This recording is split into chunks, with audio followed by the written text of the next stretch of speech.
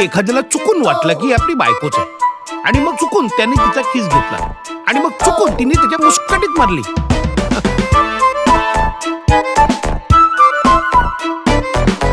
इतक्या वर्षात असं काहीतरी पहिल्यांदा झालंय. पहिल्यांदा पकडलं गेलंय.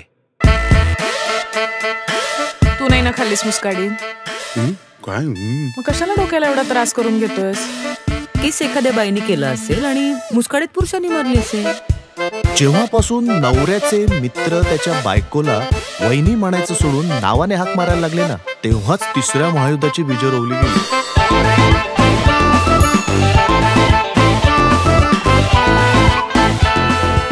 आपल्या पार्टनर बरोबर आपलं बरं नाहीये असं म्हटलं की मैत्रीचे दरवाजे विजेच्या वेगाने उघडतात. बेस्ट फ्रेंड म्हणून तुला मित्रच का हवाय, मैत्रिणी का नाहीयेत तुला? ज्या बायकांना चांगले मित्र मिळत नाहीत त्या बायका मैत्रिणींवर समाधान मानून घेतात.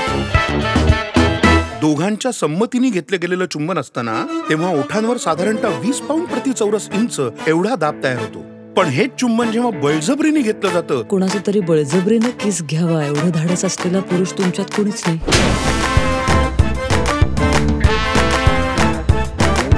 भलत्या सलत्या गोष्टी आपल्या ग्रुपमध्ये चालू आहेत हे तुम्हाला मान्य आहे तर? बऱ्याच बायका केवळ नवऱ्यावर सूड उगवायचा म्हणून अफेअर करतात. ती बाई मी आहे असं वाटतंय का तुला? आपली बायको हातातून निसटून चालली की वाटणाऱ्या भीतीला किती दिवस प्रेमाचं नाव देणार आहेस?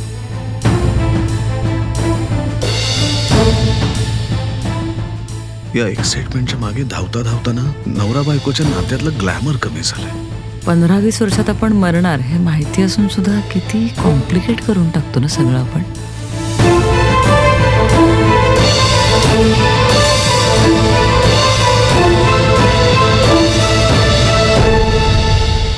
अरे पण स्वतःच्या बायकोवर मनापासून प्रेम असणाऱ्या माणसाला दुसरी बाई आवडतच नाही असं कुठे असतं? हे ना नवीन आहे.